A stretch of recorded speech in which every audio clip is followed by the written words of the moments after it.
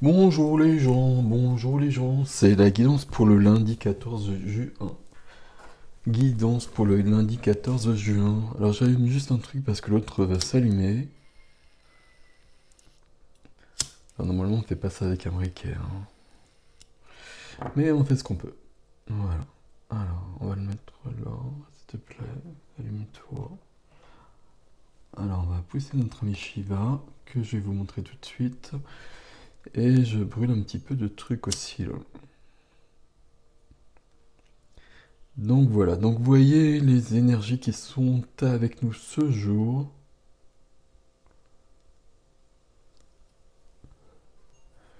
Il y a mon ami Azrael qui est là.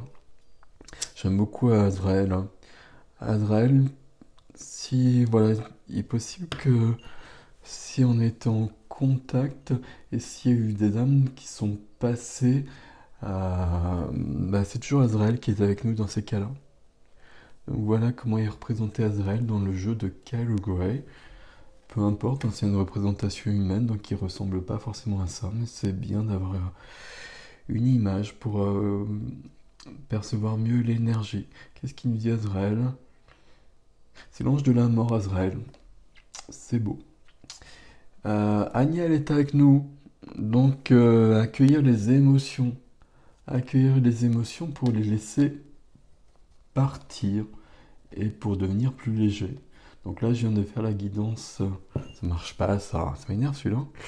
La guidance pour la semaine, il y a besoin de légèreté. Il y a besoin de retrouver la légèreté. La semaine qui finie a été très lourde, enfin très particulière. Voilà, pour moi, c'était vraiment un truc assez bizarre, assez choquant presque. Mais bien, c'est bien. Et donc voilà, donc j'en ai mis partout et je me suis brûlé. Et nous accueillons aussi notre ami Shiva, le masculin sacré. Je vais pas y arriver. Notre ami Shiva, le mari de Shakti, à qui vous dit de vous élever et d'accueillir votre force intérieure. Et qui nous précise bien justement que des étapes ont été franchies. Merci, c'est cool. Donc voilà, une petite couleur pour ce lundi. Et on y va. Il y a le rose vif qui veut venir encore. Mais voilà, on va voir. Il y a deux couleurs visiblement, on va prendre les deux. Celle-ci, c'est donc du carmin. Chaque voyage commence par un premier pas. Lorsque c'est le bon moment, je n'hésite pas, je passe à l'action. Et la deuxième couleur, c'est du vert sapin. Et donc, ça fait joli. Du vert sapin, chaque expérience que la vie me propose est une source d'apprentissage et de croissance. Voilà, voilà, voilà. Et je vous montre le vert sapin. Ok. Alors, je les pose ici. Et on va se prendre un tarot, tranquille. Euh, je vais prendre plutôt, où est-ce qu'il a le Lily White? Où est-ce qu'il est? Où est-ce qu'il est le Lily White? Il est là, le Lily White. Ok, voilà. Alors, hop. Alors, ça je remets, ça je prends. Il y en a deux, je prends que la première. Le jugement. Le jugement, le jugement, le jugement, l'intervention du divin dans notre quotidien. L'intervention du divin, l'appel, l'évolution et les relations d'âme. Le retour du passé.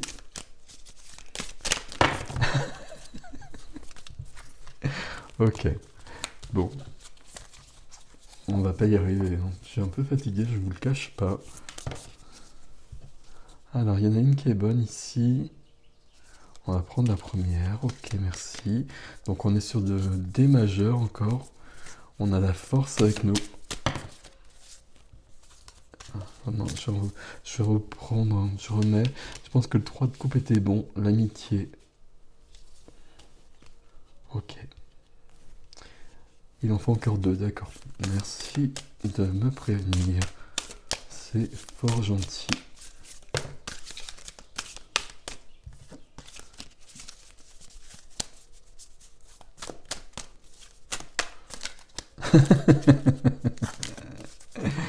Alors,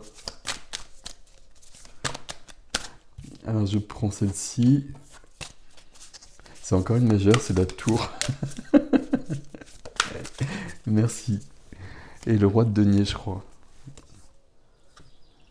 Ouais. Alors, on va regarder ça en détail. N'est-il pas? Ah, ça faisait longtemps que je ne l'avais pas dit, pardon, je suis désolé.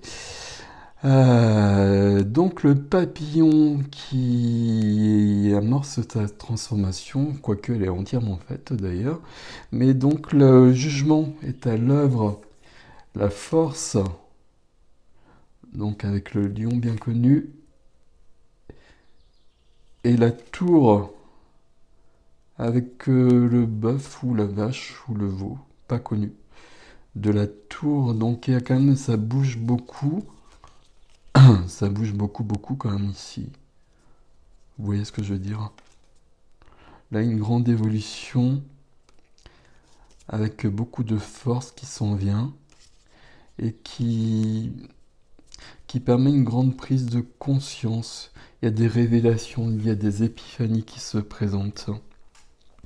Et hop, on va mettre comme ça notre ami là.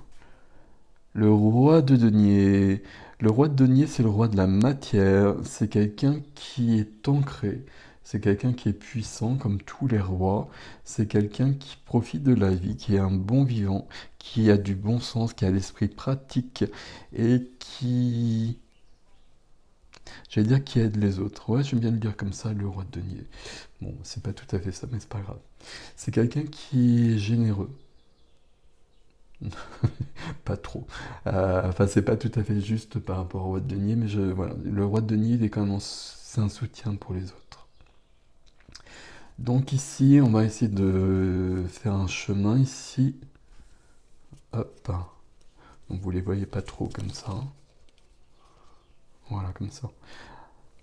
Il y a une grande transformation qui permet d'aller vers une maîtrise dans la matière.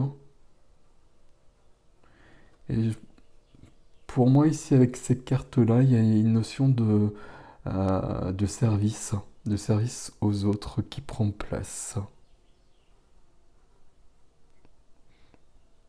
Alors, je suis en train de m'interroger, est-ce que c'est juste ou pas? Ouais, je pense. Enfin, pour moi, c'est juste comme ça.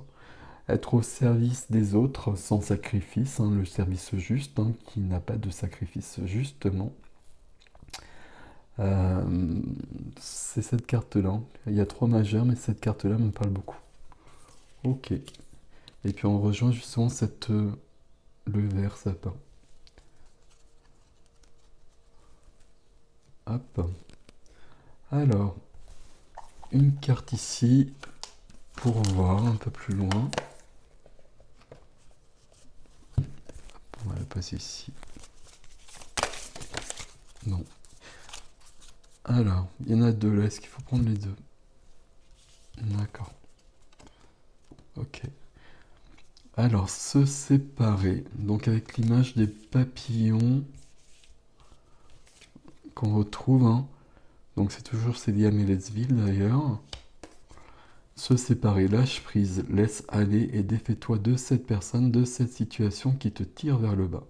Mets de la distance, éloigne-toi, envole-toi vers la meilleure version de toi. Je vous laisse le texte ici déjà. Et puis je vous montre la carte et je cherche un tréteau magique. Mais alors je ne les ai pas préparés non plus. Ah, bougez pas. Ne bougez pas les gens. Voici un tréteau. Hop, je mets la carte ici, comme ça. Et il en faut un deuxième du coup, mais j'en ai pas. Si j'en ai un ici. Bon, c'est artisanal, hein. Ok, la deuxième ici. J'ai envie de mettre le papillon à côté comme ça. La deuxième, c'est infusé. Beaucoup de choses se passent dans ta vie, des enseignements, de la sagesse à intégrer. Prends cet instant avec toi-même pour écrire, chanter, respirer, méditer et laisser tout cela s'infuser en toi. Bon, visiblement, il y a la tour qui est à l'œuvre pour pas mal de gens. Je sais pas si vous arrivez à le lire comme ça. Voilà, et je vous montre la carte. Il y a la tour qui est à l'œuvre. Ok. Bon, la tour, c'est toujours un présage d'une belle évolution. Même si ça peut être costaud. Donc du coup, je vous mets la tour à côté. Donc là, entre la tour et le papillon, on est quand même sur de la transformation pour aller sur une action dans la matière de service. Ben, je mets la force quand même parce qu'elle va pas rester toute seule. Hein. Voilà, voilà, voilà. C'est joli ce que je fais. Ça vous voyez pas. Bon, c'est pas grave. Alors ça, j'enlève tout ça et on prend toujours Khalil Gibran, mais cette fois-ci, c'est la vie. Donc c'est les petits livres de Khalil Gibran, la vie, j'ai lu. Ok. Et on est sur la nature aussi, donc avec le roi de denier, ça tombe bien. Et le ver sapin aussi.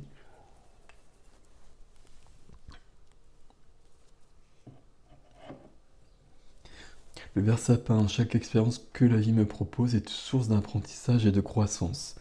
Bon, visiblement, il y a une grande évolution quand même pour pas mal de gens là. Et je pense que c'est la lunaison qui est toujours à l'œuvre et qui continue sa croissance. Alors le texte, c'est donc dans ce bouquin qui est composé de plein de petits textes et la tour tombe, la tour s'effondre. Comme ça. Donc un peu, vous voyez, comme ça. Parfois il n'y a qu'une phrase, parfois c'est un texte plus long.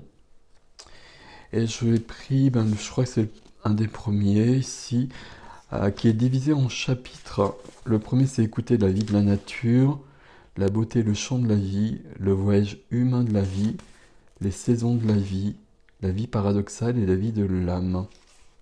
C'est des textes que je pense qui ont été regroupés par des personnes extérieures. Ok. Alors, la loi de la nature. Devant le trône de la liberté, les arbres se réjouissent de la brise folâtre et savourent les rayons du soleil et les faisceaux de la lune. Dans les oreilles de la liberté, les oiseaux murmurent, et autour de la liberté, ils volettent vers la musique des ruisseaux. Dans le ciel de la liberté, les fleurs exhalent leur parfum, et devant les yeux de la liberté, elles sourient quand vient le jour.